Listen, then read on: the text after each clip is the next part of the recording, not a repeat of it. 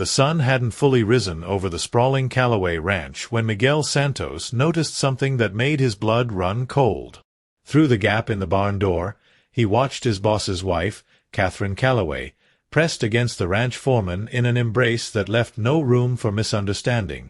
It was April 1912, and the Callaway Ranch stretched across 15,000 acres of West Texas scrubland, employing over 30 workers during cattle season.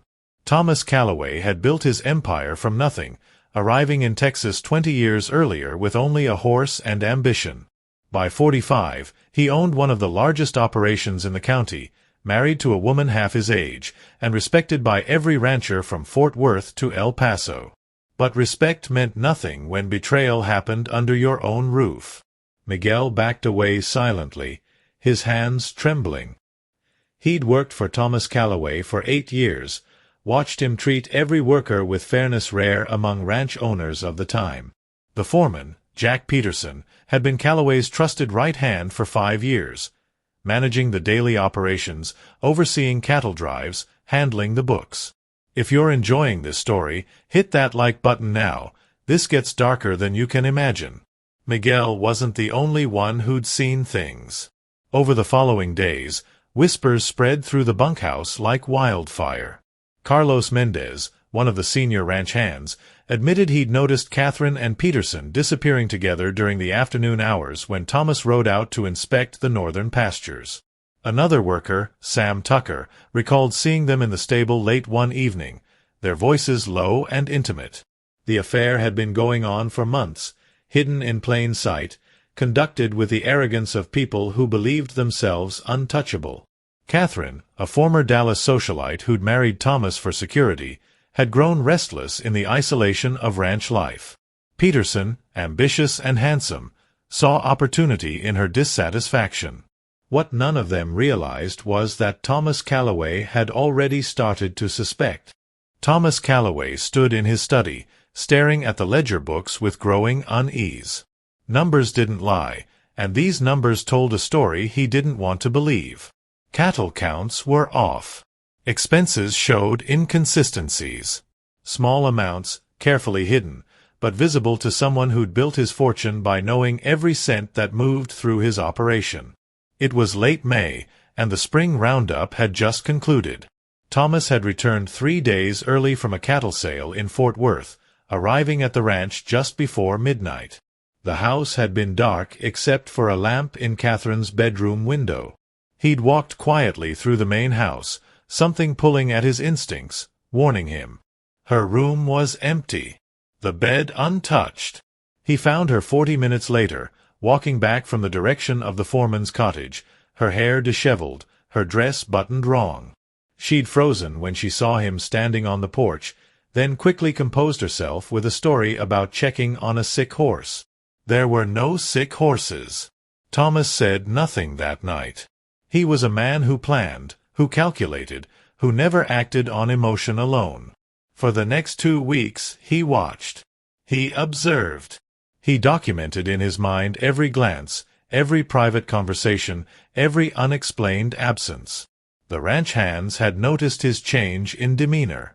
Miguel Santos later testified that Thomas had become quieter, more intense, his eyes following his wife and foreman with an expression that made experienced cattlemen nervous. During this period, Thomas began carrying his revolver more frequently, a Colt .45 that usually stayed locked in his desk. He also started asking questions about loyalty, about honor, about what a man owed to those who trusted him. These conversations, casual on the surface, carried an undercurrent that the workers recognized as dangerous. On June 3rd, Thomas rode out before dawn, telling the cook he'd be checking the eastern fence line. He returned at noon, taking a position in the hayloft of the main barn, a spot that offered a clear view of the ranch house, the stables, and the foreman's cottage. The temperature climbed past 90 degrees that afternoon as Thomas Callaway waited in the shadows of the hayloft. Sweat dripped down his face, but he remained motionless, watching his property with the patience of a predator. At 2:15, exactly as he'd suspected, Catherine emerged from the house. She wore a light summer dress, carried a basket as if heading to the garden, but walked in the opposite direction, toward the foreman's cottage. Jack Peterson met her at his door. Even from a distance, their familiarity was unmistakable. They disappeared inside, and the door closed behind them. Make sure you're subscribed. You won't want to miss what happens next. Thomas climbed down from the loft, his movements deliberate and controlled. 3 ranch hands were working in the adjacent corral: Miguel Santos, Carlos Mendez, and a younger worker named Billy Reed. They stopped what they were doing when they saw their boss walking across the yard, his hand resting on his holstered revolver. Miguel would later tell investigators that he knew immediately something terrible was about to happen. The look on Thomas Calloway's face wasn't anger, it was something colder, more final. Thomas didn't knock on the cottage door. He kicked it open with a force that tore the latch from the frame. The scene inside was exactly what he'd expected. Catherine and Peterson were together on the narrow bed, caught in the act of their betrayal. Catherine screamed. Peterson reached for his pants, for the gun belt hanging on the bedpost. He never reached it. Thomas pulled his Colt with practiced speed. The first shot hit Peterson in the chest, slamming him back against the wall. The second shot, fired before Peterson's body hit the ground, struck him in the throat. Catherine was still screaming, frozen in horror. She tried to scramble off the bed, reaching toward her husband with outstretched hands. Whether she was begging for mercy or trying to explain, no one would ever know. Thomas turned the gun toward his wife. His hand was steady. His voice, when he spoke, was almost conversational. Thomas raised the Colt and fired once. The bullet struck Catherine in the heart, killing her instantly. She collapsed backward onto the bed, her eyes still open, her hand still reaching toward the man she'd betrayed. The entire incident lasted less than 30 seconds. The gunshots echoed across the ranch yard, followed by a silence so complete it seemed the world had stopped breathing. Miguel Santos stood frozen at the corral fence, his knuckles white against the wood. Carlos Mendez crossed himself, whispering a prayer in Spanish. Billy Reed, just 19 years old, vomited into the dirt.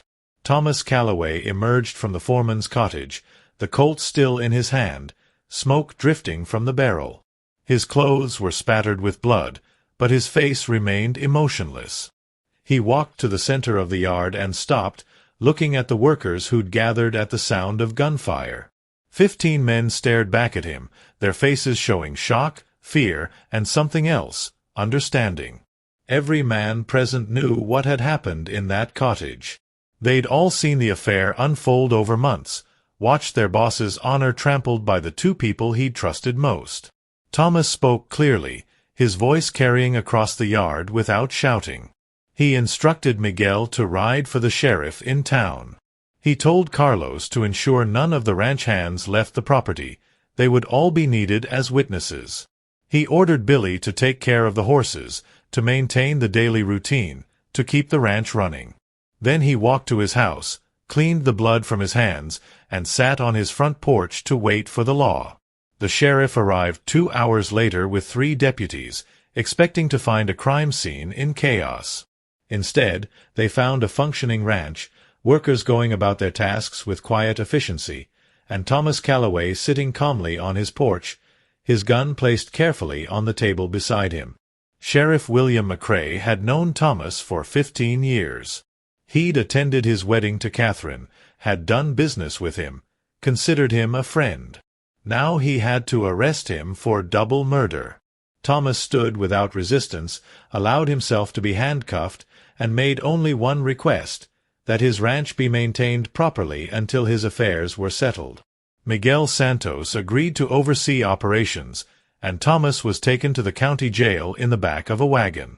The bodies of Catherine Calloway and Jack Peterson were removed from the cottage that evening. The county coroner, Dr. Samuel Harrison, documented 2 shots to Peterson, one through the heart, one through the throat, and a single shot to Catherine's chest. All 3 bullets had been fatal, fired from close range with deadly accuracy. News of the murders spread through West Texas within days. Newspapers from Dallas to El Paso picked up the story, some portraying Thomas as a wronged husband defending his honor, others calling him a cold-blooded killer who'd executed 2 unarmed people. This story only gets more intense. Stay with us. But the most damaging evidence against Thomas wasn't the bodies or the gun or even his admission of guilt. It was the testimony of the ranch workers who'd witnessed not just the affair, but Thomas's calculated surveillance in the days leading up to the murders. Their statements painted a picture of premeditation, of a man who'd planned revenge rather than acted in passionate rage. The trial of Thomas Calloway began on September 16, 1912, in the county courthouse, a 3-story building that dominated the small town square. Over 300 people tried to crowd into a courtroom designed for 100, with dozens more gathering outside to hear second-hand accounts of the proceedings. The prosecution was led by District Attorney Raymond Fletcher, an ambitious lawyer who saw the case as his opportunity for statewide recognition. His strategy was straightforward. Prove that Thomas had planned the murders, that he'd waited and watched and executed 2 people in cold blood without giving them a chance to defend themselves or flee. The defense attorney, Marcus Webb, faced a nearly impossible task. His client had admitted to the killings, there were multiple witnesses, and the physical evidence was overwhelming. His only path to anything less than a murder conviction was to convince the jury that Thomas had acted in the heat of passion, driven temporarily insane by betrayal. Miguel Santos was the first worker called to testify. He described in careful detail what he'd witnessed in the weeks before the murders, the affair between Catherine and Peterson, Thomas's growing suspicion, his changed behavior. Under cross-examination, he admitted he'd seen Thomas climb into the hayloft on the morning of June 3rd, acknowledged that it appeared Thomas had been lying in wait. Carlos Mendez testified next, corroborating Miguel's account and adding details about conversations he'd overheard between Catherine and Peterson. He described them as reckless, almost flaunting their relationship, showing no concern for who might discover them. Billy Reed, the youngest witness, described the actual shooting. He testified that he'd been close enough to hear the confrontation, that Thomas had kicked down the door, that the shots had followed within seconds. Under questioning from the defense, he admitted that Peterson had reached for his gun belt before being shot.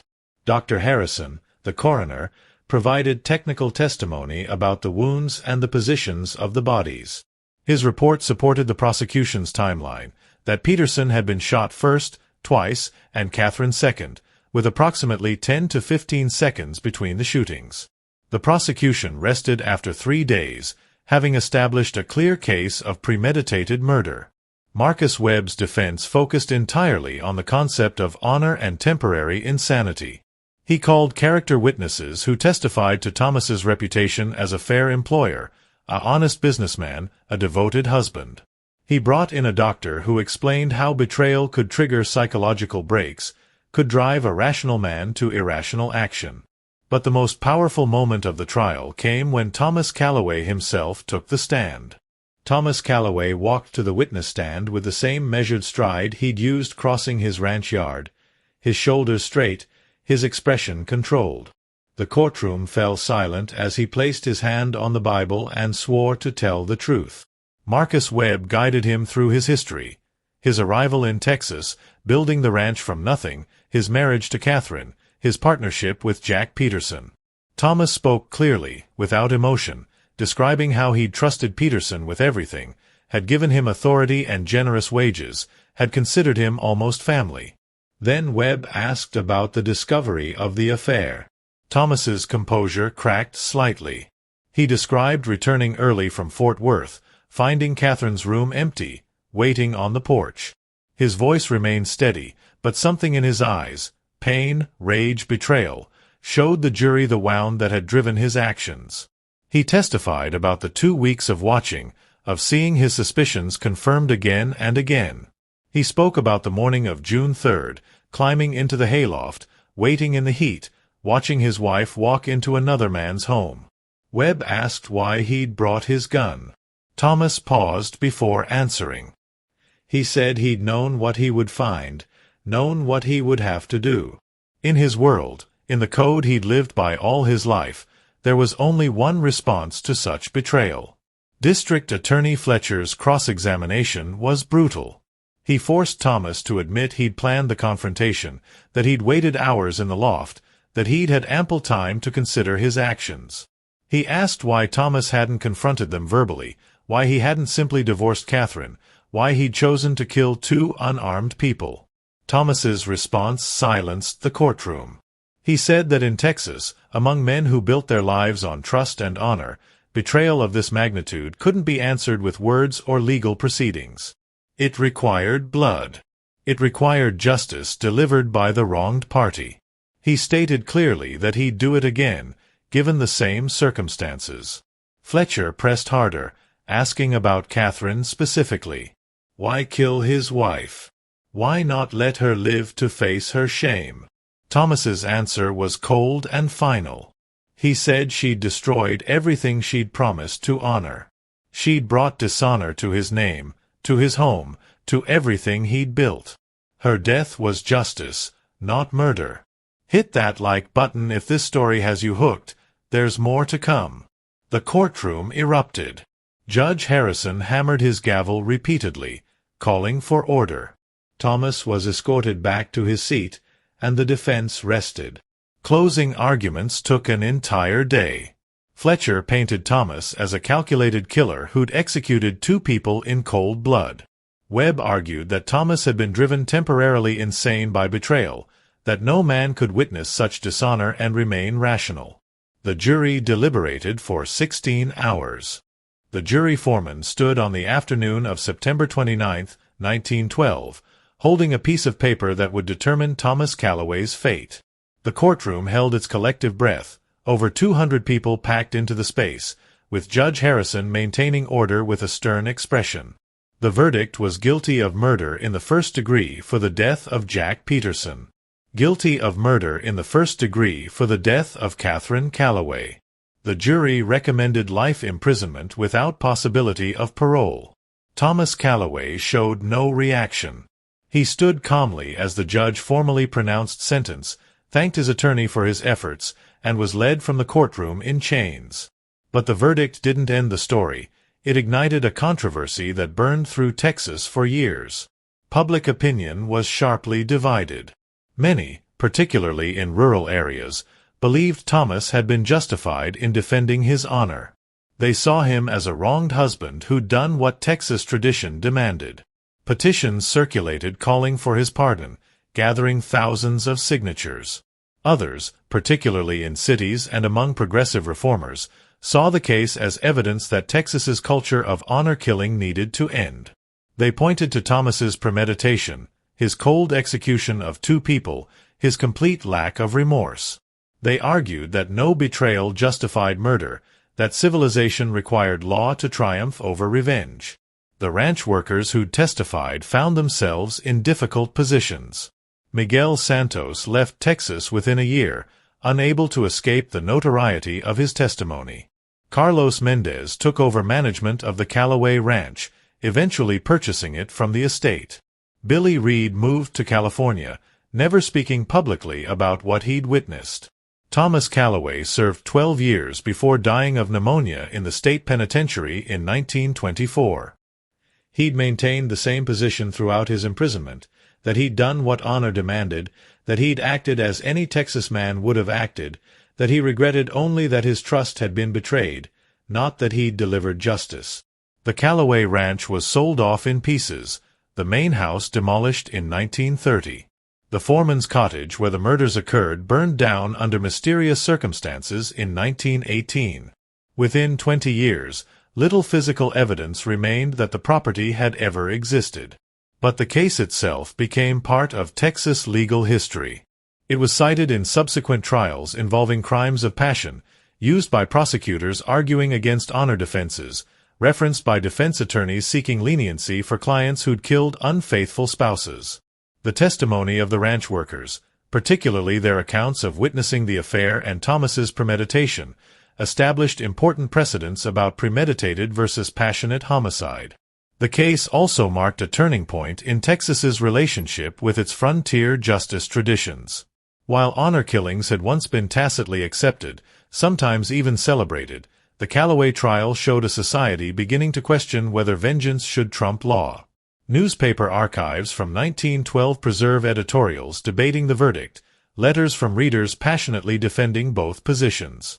Some argued that Texas needed to preserve its code of honor, that men had a right to defend their dignity with violence.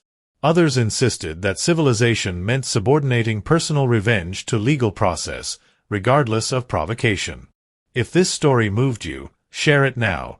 Real history deserves to be remembered. The workers who witnessed the affair on Thomas Callaway's property carried that burden for the rest of their lives. They'd seen betrayal unfold in plain sight, had known tragedy was building, but were powerless to prevent it. Their testimony sent their boss to prison, but also preserved the truth of what happened that hot June afternoon in West Texas. Miguel Santos, in a rare interview given in 1935, 2 years before his death, reflected on the case. He said he'd never forgotten the look in Thomas Callaway's eyes that day, the combination of pain and determination. He said he understood why Thomas had done it, even if he couldn't condone it. He said that in that time, in that place, honor meant something that younger generations might never fully understand. But he also said that honor built on violence ultimately destroys everyone it touches, the betrayers, the betrayed, and the witnesses who carry the memories. The Callaway case remains one of the most documented examples of honor violence in Texas history, preserved in trial transcripts, newspaper accounts, and the testimonies of workers who witnessed betrayal turn to bloodshed on a remote ranch where trust and loyalty were supposed to mean everything.